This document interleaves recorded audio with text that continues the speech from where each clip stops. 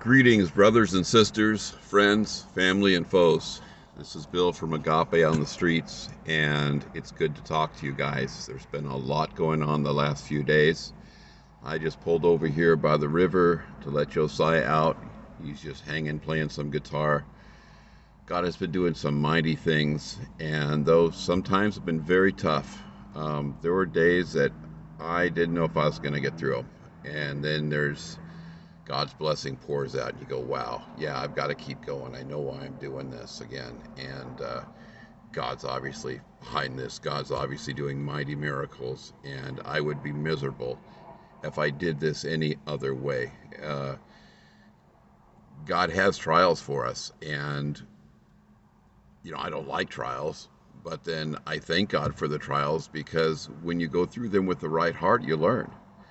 And next time around, you're even more strong. And that's why people don't understand when the Bible tells us how we're to rejoice in our trials. People go, well, that sounds stupid. Who wants to rejoice when you're getting hurt? Well, we rejoice because we're looking forward to the other side of that, knowing that we're learning and we're going to be even stronger.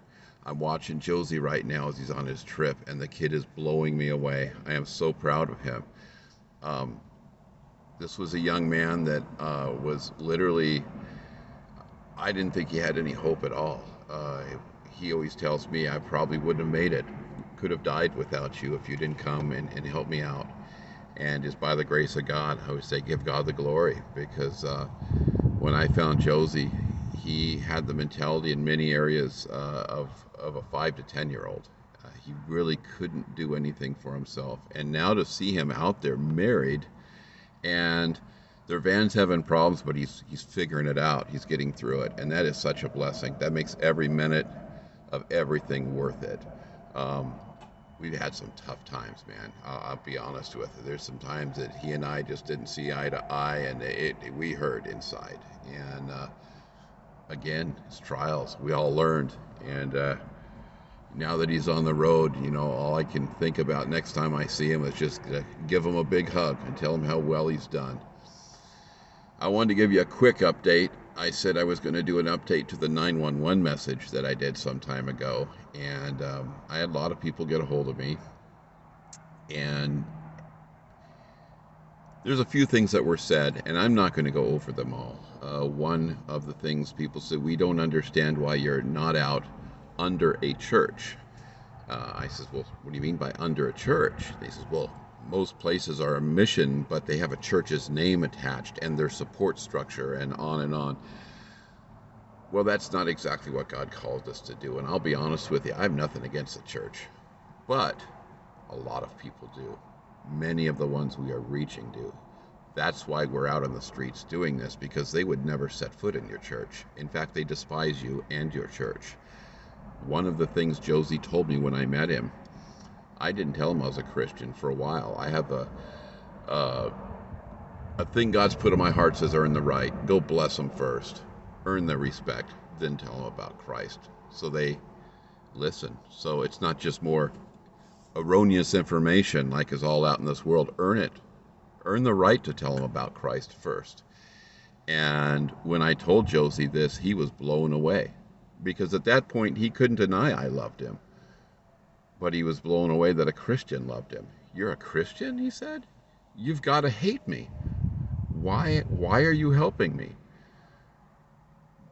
That's what I'm dealing with out here. And that's why I can't put myself under the name of a church. And I can't deal with a clumsy boat anchor of people with wants and needs and idealisms telling me you need to do it this way and that way. I have an accountability structure, but within that structure, there's an understanding that I'm light on my toes, and I go where God tells me through the Holy Spirit quickly, wholly, and effectively. And I remain accountable spiritually. Not accountable for every little step I take, but for my spiritual well-being, my portrayal of who Christ is spiritually, for my doctrine. Those things are important. Realize, I mean, let's look in the Gospels. Look at the people that Christ used for very important positions. I mean, everyone talks about Paul, but there's many. What about John the Baptist? He certainly wasn't under any church. He was considered a crazy wild guy. Yet Christ chose him to prepare the way for Jesus, for the coming of God in the flesh. We're in very similar times right now. I believe that from the bottom of my heart. We're facing some crazy things in this world. We have a generation of young adults that is terrified, frightened, ruined. They've been lied to. They have no hope. And what we call love, they do not understand. They think we hate them. They're full of hate, as they are saying everyone hates them. They are literally so conflicted inside that it's very hard for them to make sense of anything. I have a young man with me right now, Josiah, very gifted young guy musically. He's had a ministry online for a long time. He's trying really hard, but he's dealing with a lot of stuff. Most Christians will look at him and, well, you're not a Christian, or you can't be on here telling people about Christ. You're too conflicted. He's trying. And yes, there's a lot of stuff he's going through, and I'm trying to love him through that. He's had a very hard time with that. You talk to these people, and he gives me story after story about what the church has done to attack him. Unfortunately, most in his position walk away from the church. They get inoculated to who Jesus is, because that's now who they see Jesus as, and they're hurt. And now it makes it very hard for someone like me to reach him, because I say Jesus, and they go, yeah, we know about that. We went to that church over there, and they flipped out on us. They screwed us around. They judged us. They looked down on us. We're not going there anymore. We're done. So that's something I want to share. And, everyone has a different calling, and God has very loudly given me this calling. There's many other things I'd rather be doing. I've had a pretty good life, living it up, making really good money, doing whatever I wanted when I wanted. But God's given me a special joy now. And I tell you, many times I don't know where the next meal's coming from. Our support has been minimal. We've had a lot of broken promises. You can watch the 911 videos, but you know what? I forgive you. I get it. There's a lot going on in the world. People say things. Maybe they don't think them through. They get scared. I'm trusting God to provide. Unfortunately, when some of these young adults are around this, they get very bitter. They get very upset. We've been places with some of them before, and people make a lot of promises, and then they don't come through. And these young adults are angry. There's like, we're going to get them back. And again, just another trial. It's like, no, we're going to love them, because they're obviously going through something too. There's something going on. And there's a lot going on in many of our churches right now. But I want to just say, God bless you all. Go to our website, please. It's on the World Wide Web, www.agapeonthestreets.com. From there, you can get to our Mighty Cause site. Mighty Cause has been a great platform for us, but not that many people are going there and using it. You can use your credit card. You can give to us. We've had a lot of people just handing us cash in the streets lately. It's been miraculous. Literally walking down the road saying, wow, we don't have enough fuel to get back to our place, and what are we going to do? And some guy will walk up and give us a couple $100, say, God told me to give you this. It's happened on many occasions now.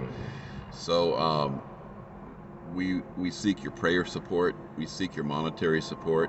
If you go on our website, and if you go on our Mighty Cause site, you can see some physical needs that are very important to us right now. We have vehicles that need some serious help. Spend some time on there. I ask you guys, just spend some time on there. If your church or your organization needs some help, I've got a lot of experience with audiovisual. I grew up from the time I was like 10 years old. I've been on tour with many bands.